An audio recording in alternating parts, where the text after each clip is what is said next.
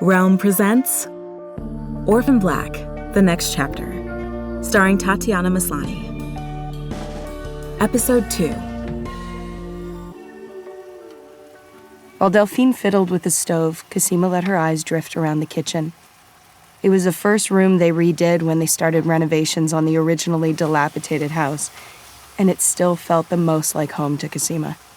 It was warm, for one thing, while the still under-renovation living room was drafty, and the small touches that they had unpacked as soon as it was ready reminded Cosima of the travels she had shared with Delphine as they worked to vaccinate clones all over the world. A spice rack from Brazil, a hanging vase from Japan now offering a single chrysanthemum, the cloth placemats Delphine had brought from her home in Paris. On the wall by the table hung Cosima's favorite picture from their wedding. They were both laughing. It had been taken during Felix's toast, but Cosima was slightly out of focus, drawing the attention to Delphine, sharp and glowing in her beauty. The picture tickled an alert in Cosima's mind, one that only got louder as her eyes dropped to the table, a big wood trestle they'd picked up in Quebec, currently adorned with wildflowers in a vase and candles. Oh, shit. Delphine, it's our anniversary. It is. Delphine agreed, looking back over her shoulder with a smile as she took off her apron. That over-the-shoulder look always killed Cosima. And I was late, and I've got all this shit going on. Delphine was still smiling, and Cosima trailed off. It's all right, chérie. Dinner will wait. Come and tell me what happened. That backward glance again. Cosima followed her wife through the side door to the glass-enclosed porch that had so far been their biggest project in the remodeling of the house. At this time of year, it was chilly, but not yet unbearable, and the greenish light of the streetlights filtering through the glass was soothing. She hit the switch for the purpose-built air filter and exchanged her glass for the bong sitting on the wicker table. It was already loaded with Wookiee, her favorite strain from their latest batch of new lines coaxed from crossbreeding and genetic manipulation. She lit up and took a deep hit, while Delphine settled into the semi-reclined hammock. So tell me, what did he say that upset you so much? Cosima let the smoke out slowly. She didn't want to be upset. She didn't want to be the one freaking out all the time and forgetting their damn anniversary while Delphine was calm and in control and cooking. He knew I had worked for Dyad. It came out, she thought approvingly, very casual, almost as if she herself didn't think it was a big deal. Delphine was frowning. How could he know that? We've been so careful. They had been.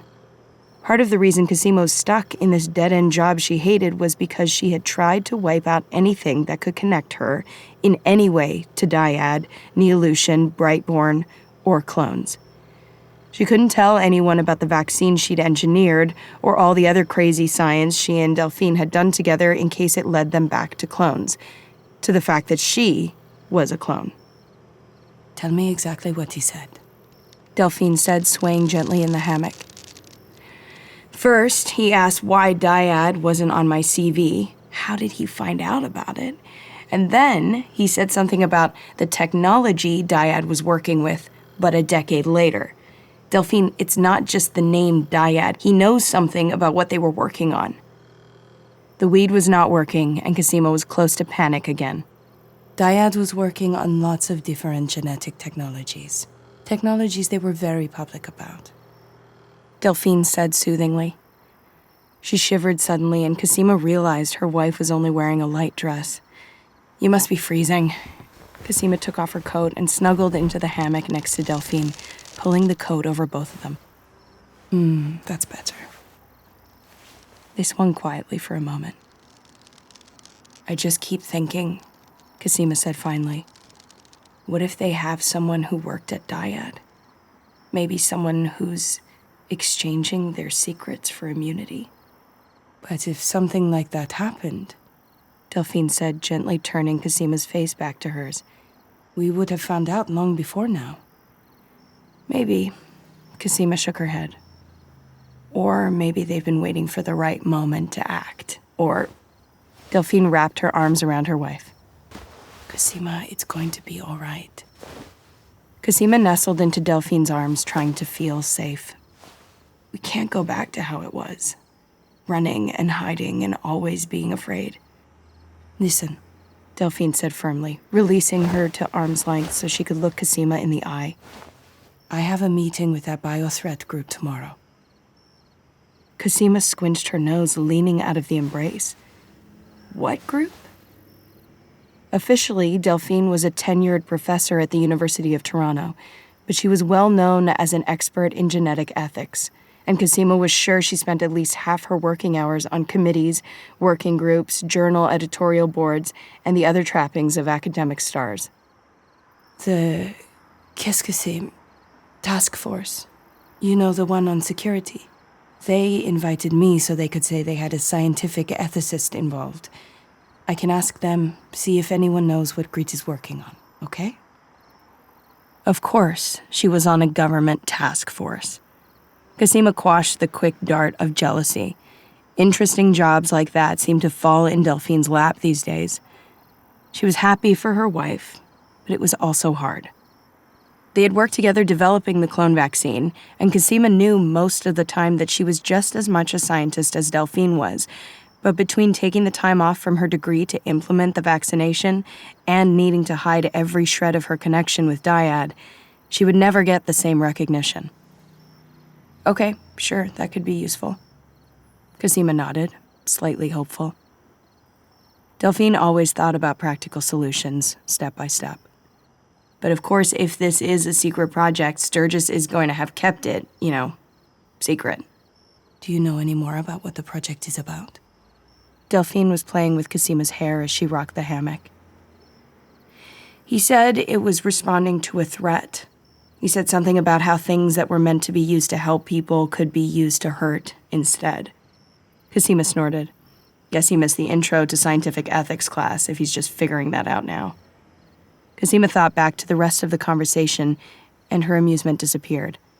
He said, imagine what other governments could do with the technology. Cosima reached for the bong and took another hit, then took off her glasses and rubbed her eyes. I really thought that going to work for government-sponsored research would be a nice change. Like they might actually try to do good things with science. Instead, it's just the same old bullshit. Even through her myopia, she could see Delphine's sardonic smile. Mais oui, ma chérie, she answered softly. Ils sont tous comme ça. So cynical, Cosima teased, leaning her head back to smile at Delphine. Come on, they can't all be like that. So hopeful, Delphine mocked back, and lowered her head to kiss Cosima. Cosima said presently. Don't you think we should, break for dinner? Dinner? Delphine murmured from somewhere along the nape of Cosima's neck. You know, the stuff you were cooking.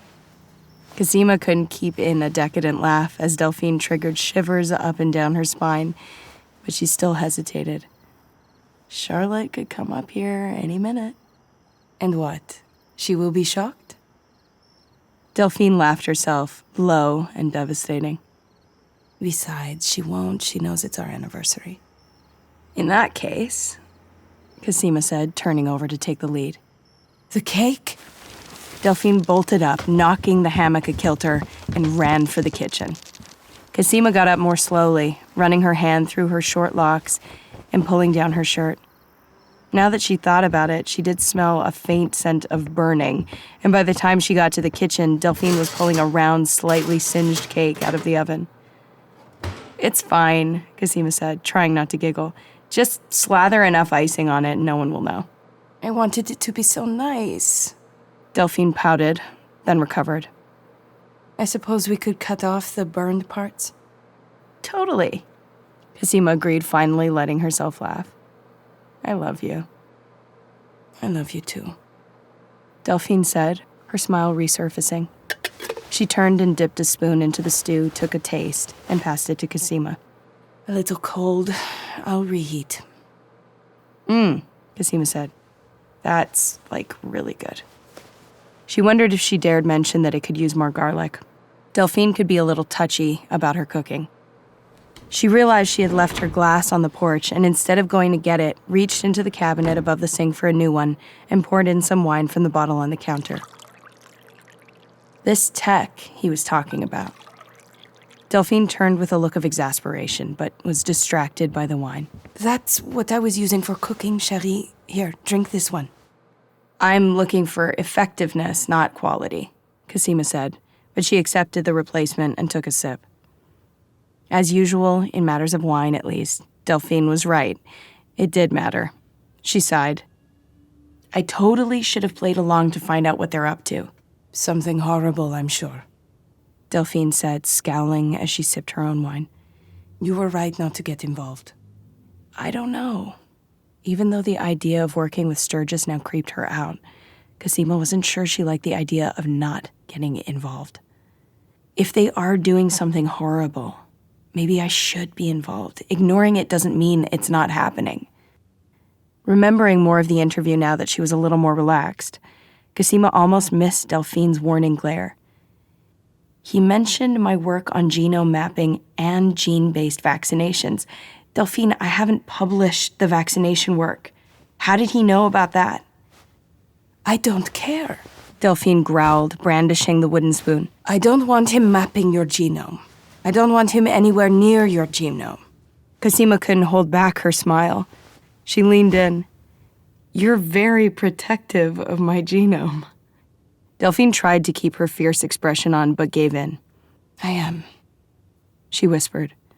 I like your genome very much. Their lips met. Cosima leaned into the kiss, feeling her anger and frustration start to drift away. When at last it ended, she lay her head on Delphine's shoulder. Speaking of your genome, Delphine said softly. Cosima closed her eyes. She knew what was coming. Have you given it any more thought? Delphine asked. Cosima pulled away. Delphine, every time I think about having a baby, our own baby, every time I think about what we would have to do, I remember... What? Delphine asked gently when the pause had gone on too long. I remember that moment when we were sitting in Felix's apartment and we decoded that bit of DNA that identified you as patented. Delphine put her hand on Cosima's. I remember. But chérie, this is nothing like what was done to you. It is exactly like it, Cosima groaned. Creating a person. She stopped. It is a common technology, Delphine said with the annoyance of someone stating an obvious fact and not for the first time. It's being used all the time and you wouldn't... It's not common, Cosima said, tugging at her locks in frustration. Creating a viable embryo from the DNA from 2 eggs is totally experimental. The techniques that compose the process are in common use. Delphine shot back. She was speaking quickly now, her accent more pronounced with her frustration. There is nothing dangerous about it.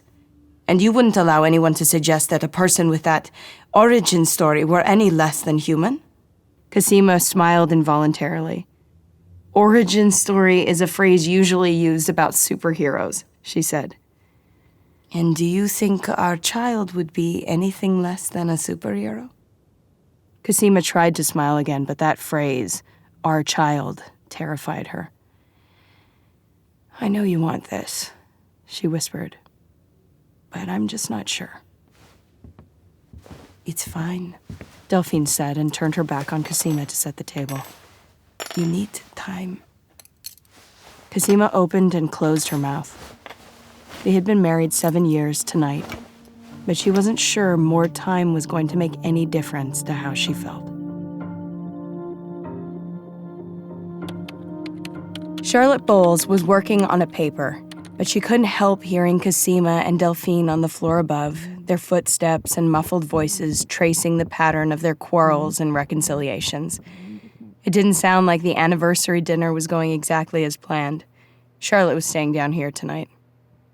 She was following the complicated trail of internet research when her phone rang. "Hey, Kira," she said. Charlotte?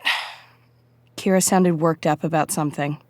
In their shared standing as outliers in the tight circle of clone sestras, Charlotte because she was so much younger, Kira because she was a daughter, Charlotte had taken on the role of the even-keeled, A-average, good daughter. Kira was brilliant too, but she had a much more difficult time at school, culminating in an incident last spring that had led to her taking some time off this year. And she could be a roller coaster ride emotionally. I'm running away from home. Case in point. "What's going on?" Charlotte asked, more curious than alarmed. She couldn't imagine ever wanting to run away from home herself, but Kira's situation was different. Just my mom, Kira answered, breathless with disgust. I can't stand being home with her all the time. "I thought you were trying to get re-enrolled?" I was, but we went to talk to Principal Fraser about it, and he called me inappropriate. Charlotte snorted. I know, right? But it pissed Mom off, and she said it was much more inappropriate that he was sleeping with Mrs. Evans, the science teacher. "What?" Charlotte choked. I know she was trying to stand up for me, but now there's no way I'm getting back in. At least not to that school. Meanwhile, she and my dad are giving it a go again, so you can imagine what that's going to be like. Charlotte preferred not to. So now I'm stuck at home. Kira was still talking. And she's so overprotective, I can't do anything. She won't let me take an internship. She does background checks on all my friends. I can't put any photos on social media. I can't even go out for hockey. Kira, you hate hockey. That's not the point. The point is I can't do anything because somebody might learn our precious secrets or try to steal my DNA. Well, Charlotte said, they might. Sure, they might. Kira agreed. But constantly imagining that they will means I can't live my life. I just can't take her shit right now. Charlotte, who had lost her mother when she was 8, said nothing. Kira sighed. Charlotte didn't have to speak. They had had this conversation before. I know. She loves me and would do anything for me, and I should be grateful to have her. I am grateful to have her. But sometimes I just need a break. So, where are you going? Charlotte asked, her fingers still absently scrolling through websites for her paper research. I've got this awesome internship, Kira answered, her excitement bubbling up through her tone. I'll be doing something that literally makes a difference instead of hiding in my house while Mom tries to teach me algebra she doesn't understand. Charlotte drew in breath to ask how exactly she was going to be making a difference, but Kira went on hurriedly. You can't tell my mom, though. She would hate this idea, really hate it. That, Charlotte thought, had to be part of the appeal. In the background of the call, she heard what sounded like a PA announcement. Are you at the bus station? Kira laughed. Listen to you, the detective. Art would be so proud. Yes, I'm at the bus station, on my way to the city. So, can you cover for me? What? Charlotte should have known she was going to get drawn into this. I'm supposed to be staying with Aunt Cos and Aunt Delphine to get away for a little, but I finally managed to work out this internship, and it's perfect, and I just need a bit of alone time. Just tell them I'm staying with friends instead, and ask them not to tell my mom. Please? She would never let me, but this is really important. I didn't realize you were running away from my home, Charlotte said dryly. This way she won't worry too much, Kira said. Said Charlotte. Who are these? And then she stopped, stuttered almost, as she reversed direction on her scroll to find the picture she had just seen. She found it and clicked, then scanned the page it brought up. Kira, I have to go. Call me later, okay? Be safe. Charlotte grabbed her laptop and careened up the steps as quickly as her articulated brace, she preferred the term exoskeleton, would allow, which was pretty fast. Delphine used her contacts in the biomedical field to get her prototypes of the latest versions as they came out. Lately, Charlotte had been thinking about how the improved exoskeletons were getting close to making her look and walk almost like everyone else, and felt torn that such an important part of her identity was gradually becoming harder and harder for people to see. She had joined the Disability Policy and Activism Club at uni, and a lot of the discussions were about what Charlotte thought of as the glasses versus contact lenses problem. There was another interesting thread about the nature versus nurture problem, disabilities resulting from genetic difference as opposed to those accumulated in accidents.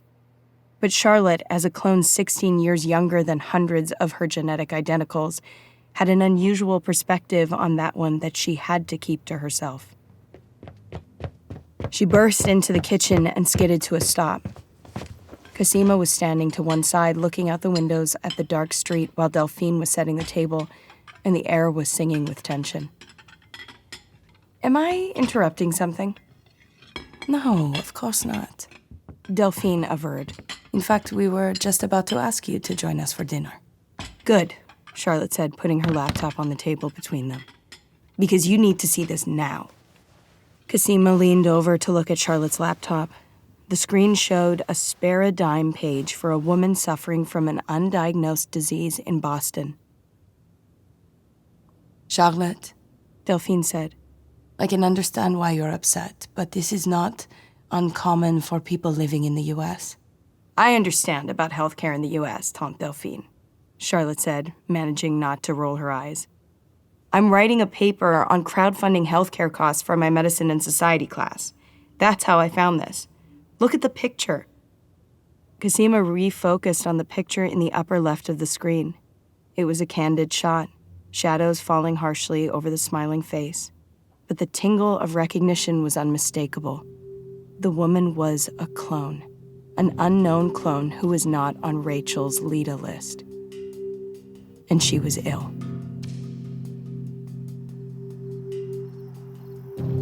Vivi was already wearing dark clothes. She pulled a black watch cap over her red curls and crossed the street, heading for Grit's side door. It was supposed to be an emergency exit, but the alarm was disabled, probably because it was the closest door to the staff parking lot. She had picked the lock on her last visit, so she knew exactly what to expect.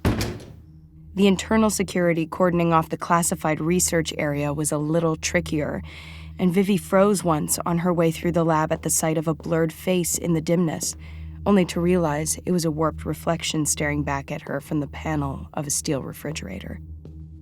Even so, she was crouched beside Sturgis's desk a cool 23 minutes after the last staff member left Grit. Yes, she had timed herself. His office projected an odd mix of bureaucrat and scientist.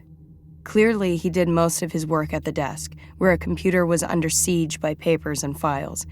But the shelves on the wall were stacked with strange objects in fluid-filled jars, helical models, small bones, and beakers with colorful glowing liquids that could have been interior design or experiments in progress.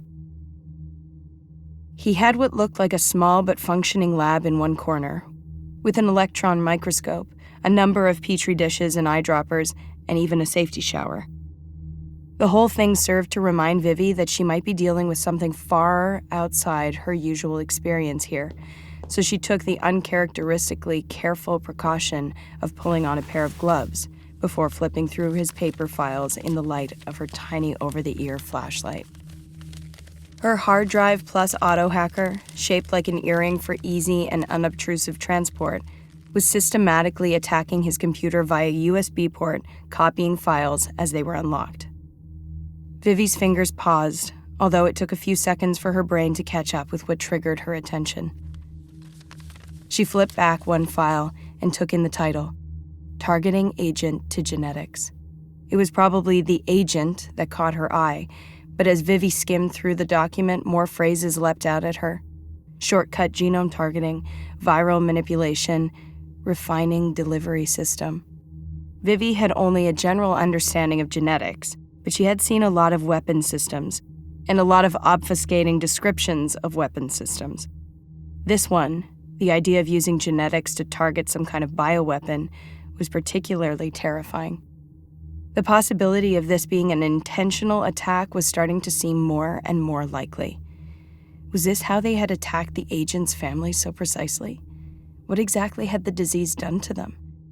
Vivi tried to imagine what it might feel like if your DNA changed. She glanced around the room again, noting a skeletal fragment that looked like a clawed hand. With a shudder, she glanced back up at the title of the file and it clicked. Tag. This was what Sturgis had been talking about on the payphone. She pulled out the file and flipped it open, taking pictures of each page. As Vivi glanced through the descriptions of painstaking experimentation and notes on the debugging of code for some specialized biological manipulation equipment, she kept seeing that woman's face from the street outside Grit. Who was she? She didn't seem like an operative, and yet her encounter with Sturgis had been odd, fraught with insinuations and double meanings.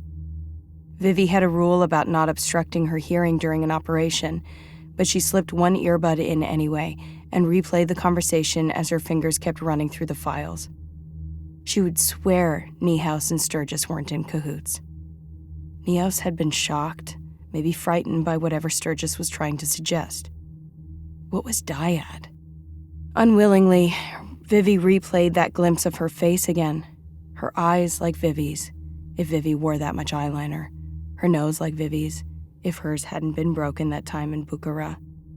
Her mouth the same, her ears the same. If Vivi had known that someone who looked so much like her had access to Grit, she could have just impersonated her. Vivi had a sudden flash of memory, something she had tried to bury for years. She was in a living room that wasn't her own, pretending to be someone she wasn't, someone who looked just like her. They had switched clothes and hairstyles and gone to each other's houses. Her hair was falling out of the clumsy pigtails the other girl had done for her. She remembered the thrill and fear of being found out. It was the rush she had been chasing ever since. Vivi shook her head. It wasn't a real memory, just one of the stories she'd told herself as a child featuring the pretend Vivis, a chorus line of imaginary friends who looked just like her. Her parents had eventually become concerned at how tightly she clung to the fantasy and had arranged unofficial meetings with a therapist, unofficial so it wouldn't hurt her chances with the agency. When she was in high school, determined to enter clandestine operations as soon as her parents would allow it, Vivi had been desperately afraid the delusion was indicative of some psychological weakness that would block her from becoming an agent. More recently, she had thought of it with a tinge of shame. It seemed like a pretty clear sign of narcissism. Now she remembered vividly the sense of seeing her own face smiling back at her. A door opened outside Sturgis's office. Vivi was flattened to the wall beside the door before the light went on in the anteroom, throwing a chilly square of light through the frosted glass panel. She was barely breathing. How could she have gotten so distracted? The door handle turned and Sturgis strode in quickly. No hesitation, no suspicion someone might be there, no apparent container of deadly germs. Vivi exhaled, only to discover a different kind of panic. She couldn't get caught, and especially not in fucking Canada. Even if she didn't get burned, she'd die of shame. And if she did get burned, she would lose her whole life, her identity. She was calculating the odds of edging around the open door and escaping when Sturgis, seeing the files on the table, whirled. He started, then relaxed. "Dr. Niehaus, what are you—" He stopped, stared. There was no way he would buy it. They didn't look that much alike, but Vivi felt herself slipping on Niehaus's personality anyway, because that's what she did. "Director Sturgis, sorry, I should have called, but I was thinking about what you said, and I want to reconsider." Sturgis's mouth was open, and Vivi could see him balancing on the rim of belief. "I have this total knee-jerk reaction to classified research just run for the hills." Good thing Vivi had just listened to that conversation again. Niehaus's accent was fresh in her mind, as was the content. She took a risk. "But you can probably understand that." Sturgis's florid face bloomed with complicity. "I suppose that does make sense, yes, after what happened with Dyad. That's actually exactly why I thought you might be able to shed some light on my current..." He was slowing down, his brain catching up with the situation. She had to keep him moving. "So perhaps you could tell me more. Vivi suggested, stepping forward as though to sit in the chair in front of his desk. She was on the crest of an adrenaline wave. I'm really curious to know how I can help. She added an element of shy flirtation to her smile. Everything she knew about Sturgis, from his work history to his tailored suit and expensive haircut, told her he would go in for admiration. Well, I can't talk about the details right now, Sturgis said, moistening his lips. He hadn't stepped back, so they were only a foot apart now. There's paperwork, of course, the NDA, the exact offer. Translation, he's not supposed to be telling anyone anything, Vivi thought. But perhaps we could have an exchange of information. I can give you the broad outlines. He leaned forward. If you could tell me about the... And then he stopped, very suddenly. Vivi waited with an expression of expectant innocence that had served her well in the past. Dr. Sturgis? His stare didn't waver. Vivi wasn't sure he had even heard her. Panic raced through her. She couldn't get burned, not here, not now. Her job was the only thing she was good at, the only thing she cared about. She couldn't manage a long-term relationship. She barely had any friends outside the agency. She'd never even picked up a fucking hobby. Her job let her be the person she wanted to be, a competent badass, while helping to keep her country safe. She wasn't gonna lose it all over this asshole. You're not Cosima Niehaus. Vivi kept her expression gently surprised while she took a slow breath in preparation for violence. But what Sturgis said next knocked the wind out of her. You're one of them, aren't you? Oh my God. Oh my God. You have to understand. I didn't know. I didn't realize. He was backing away from her now, trying to get behind the desk. Vivi tried to suck in breath. What was he talking about? One of them. Sturgis babbled on. I thought they were just, I don't know, maybe computer-modeled genomes. I know it wasn't realistic. The epigenetic markers.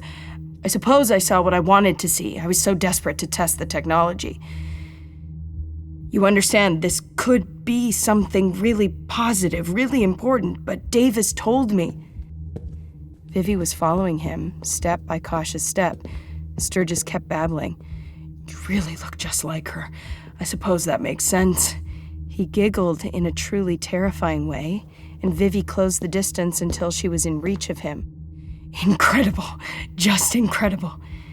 Sturgis raised a hand as if to touch her hair, and Vivi kicked him. She struck him, hard, just above the knee, and he doubled over in pain, which gave her a chance to put him in a submission hold. Whatever was going on here, she had to know. What are you talking about? What makes sense? Who is Niehaus? She hissed in his ear. I barely know her. I don't know anything about that program. It was decades ago. You must know more about it than I do. What the hell did that mean? Vivi twitched his arm upward a notch. I swear to you, I didn't know. It was supposed to help. I wasn't even... He gasped for breath with a half-sob. I wasn't even trying to justify the means, you know. I didn't realize they were bad means. He lied to me, and now the whole program is compromised. His voice was laced with horror, and the word compromised opened a chasm in the pit of Vivi's stomach. She remembered she was supposed to be asking him about the attack, not about the mysterious Dr. Niehaus. The genetic weapon, she whispered. This tag project. Tell me about that. It was supposed to be a technology that would heal people, Sturgis stammered. I didn't quite trust them, though, and I needed a way to test it. What them? Vivi grunted into his ear. Who the fuck are they? But Sturgis was incoherent with terror now. You're from the U.S., aren't you? Oh my God. Listen, it could have been fatal. I can't trust anyone now. You and Niehaus, you're working together. Please believe me. I wouldn't. What did you do? Vivi yelled, shaking him in pure frustration, but his arm was sweaty and somehow he twisted away from her, scrabbling away toward the small lab area in the corner of the room. Vivi dove at him, hitting at the waist and pulling him down. She had him again, but even as he fell, he managed to snatch something off the shelves. His hand jerked, The liquid flew into her face, and suddenly, Vivi was blinded by searing pain, tears coursing uselessly from her eyes. Vivi felt Sturgis stumble away from her, and she lurched desperately forward, hands extended. The pain almost drove her to her knees, but she found the wall and scrabbled along it, aware that she was sobbing, until her fingers found the cool relief of the safety shower handle and yanked. She and the pain were immediately doused by a small lake's worth of water falling from the ceiling. Choking and snuffling, Vivi managed to blink her eyes open. The world was blurry, but it was there. She wasn't blind, and the relief was enough to clear her head through the remnants of the pain. Still gasping through a Niagara Falls of tears and snot, Vivi ran for the door. She couldn't let Sturgis get away.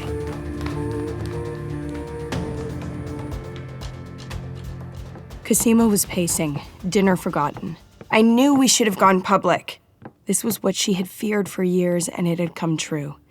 Rachel's list was incomplete. There could be hundreds of clones out there in need of treatment, and we have no way of finding them. The risks, Delphine began, but Cosima whirled, cutting her off. The risk is that people died, that we missed vaccinating them because they weren't on the list, and they died without ever knowing why, what they were dying from, or the fact that they were... Cosima trailed off. Despite many nights of lying awake wondering, she had never been able to decide whether it was more ethical to tell the unaware clones what they were, or to leave them ignorant. Announcing the clone program on our terms could make a lot of things easier, Charlotte began in her usual understated tone, but Delphine cut her off. We've been through this. It's too dangerous, she said with certainty. People will react with fear and anger, and even aside from that... Delphine turned to Cosima. What will it do to your career? Is that what the superstar ethics professor tells us to do? Cosima shot back, furious now. Think about our careers while people are dying? You don't know, Delphine started. No, you don't know, Cosima shouted. You don't know what it's like to find out your entire identity is in question and to be utterly alone at that moment. To realize that if anyone ever finds out, that is all they will ever see of you. She stepped forward into Delphine's space. You think it's bad that I can't put all my experience on my CV? That I can't get a better job? I'm terrified to speak at conferences. I don't use a profile picture anywhere. I can't do public appearances on TV the way you do. Delphine stepped back, her expression going cold, and Cosima realized she had let too much bitterness into that last sentence. Have you considered? She said, and Cosima braced herself because it was the calm, icy tone Delphine used when she was really angry.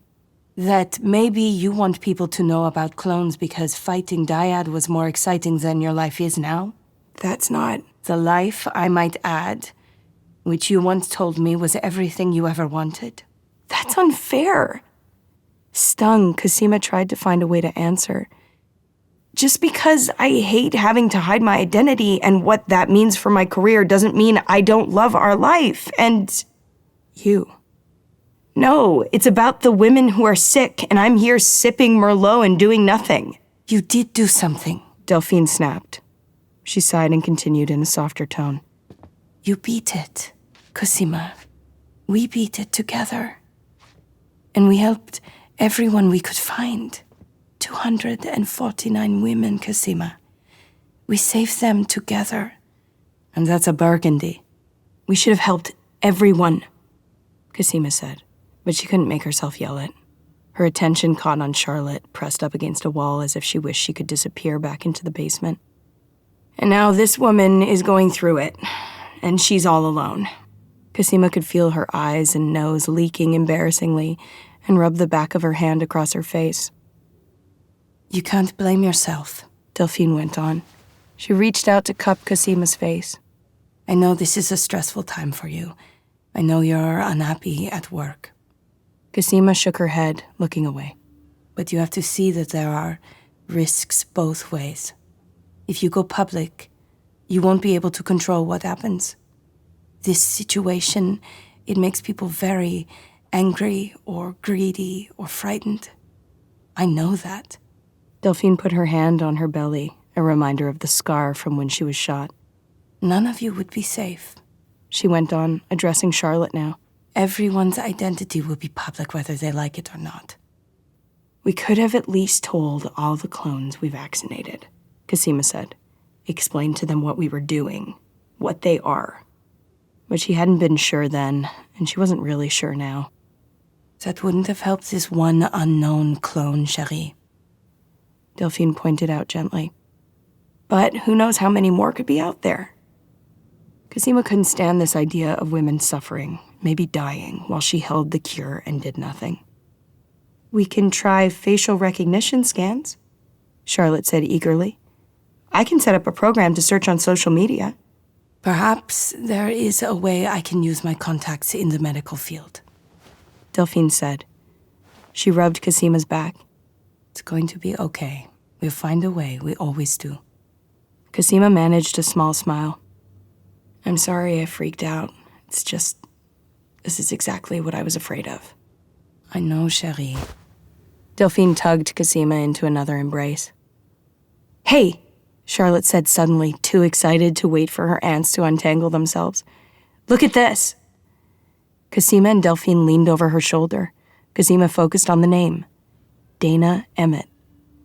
Look at the age, Charlotte prodded. Cosima frowned. 28? 6 years younger than she was, 10 years older than Charlotte. Is it possible she is not Lita? Not Neolution? Delphine asked. The refrigerator hummed in the shocked silence. How is that possible? Cosima asked finally. I don't know, Delphine answered. Certainly Dyad didn't know about it, or at least there were no records. My mom tried for years. Cosima felt her face go red as they both turned to Charlotte.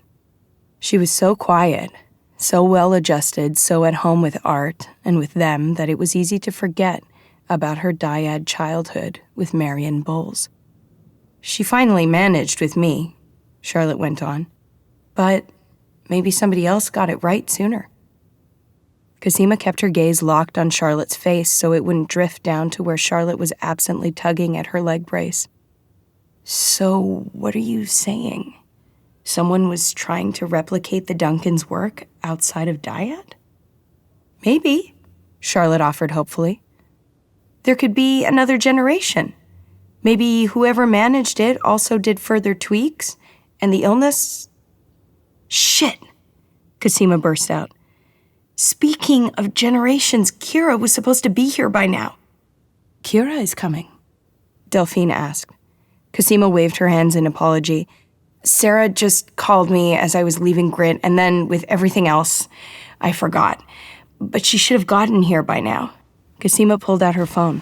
I hope she's okay. Actually, she's not coming, Charlotte said. Cosima and Delphine turned to look at her. She called me, and she's staying with friends instead. With friends? Delphine asked. Yes, friends, Charlotte said. She was facing them straight on, not looking away or making puppy eyes, and suddenly Cosima was reminded of art. And she was hoping you wouldn't mention it to her mom. Cosima exhaled noisily. So we're covering for her. It's fine, Charlotte said. I stay over with friends all the time, and Kira really needs some time away from... She gestured in a way that encompassed not only Sarah, but all of Clone World. Sarah's gonna be pissed if she finds out, Cosima said. She wasn't sure she wanted to put herself in the way of that particular guided missile. On the other hand, she could totally see where Kira was coming from. Their relationship had gotten increasingly difficult over the last few years, as Kira pushed for more independence and Sarah got increasingly protective. You can't tell on her. Cosima, please. Charlotte took a step forward. Sarah will freak out, and that will only make things worse. Please, Kira's only trying to do normal things for someone our age, and she can take care of herself, I promise. I don't know. Cosima's phone buzzed suddenly against her hand, and she almost dropped it before she could get it turned over to read the screen. What is it? Delphine asked, seeing Cosima's frown. An alert from the university, Cosima said, with a shiver of fear. Something's going on. Delphine and Charlotte followed her as she speed-walked into the living room and turned on the TV, flipping to a local news channel. The screen showed a wall of flames. A crawler along the bottom read, "Local scientist Nathaniel Sturgis believed dead."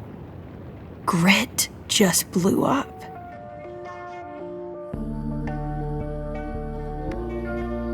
You're listening to Orphan Black, the next chapter, starring Tatiana Maslany. Produced by Realm, your portal to another world. Orphan Black, the next chapter is written by Malka Older, Lindsay Smith, Madeline Ashby, Mishell Baker, E.C. Myers, and Heli Kennedy.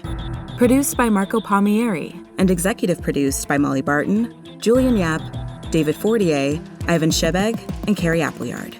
In partnership with Boat Rocker Media and BBC America. Audio produced, sound designed, and edited by Amanda Rose Smith.